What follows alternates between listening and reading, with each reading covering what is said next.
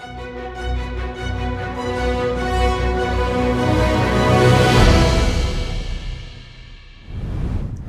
and welcome to the Morning Bulletin. This is Amina and you're watching HW News English.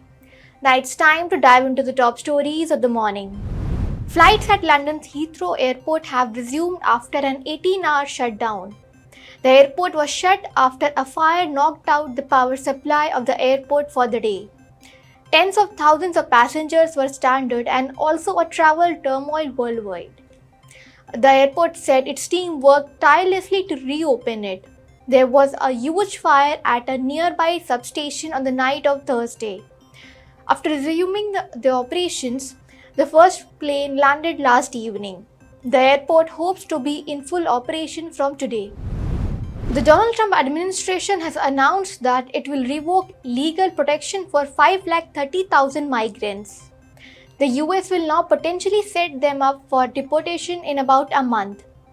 Immigrants from these 4 countries who have arrived since October 2022 with financial sponsors and were granted 2-year permits to live and work in the US will now lose their legal status on April 2025. This move also terminates the 2-year parole granted to these migrants under former President Joe Biden. MEA has issued a statement.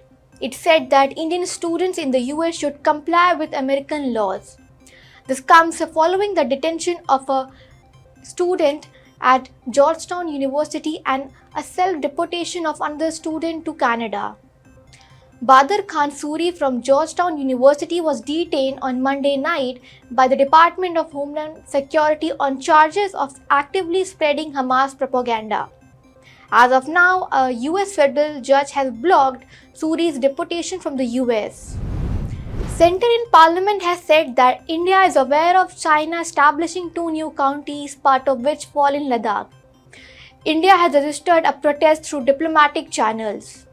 In a written response to a query in the Lok Sabha, Minister of State for External Affairs said that India never accepted the illegal Chinese occupation of Indian territory in this area.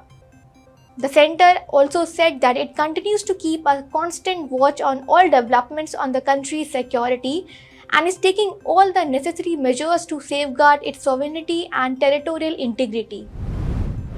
Well, that's all for the morning bulletin. Till then, keep watching HW News English and download our app News Shorts to get the latest news and updates.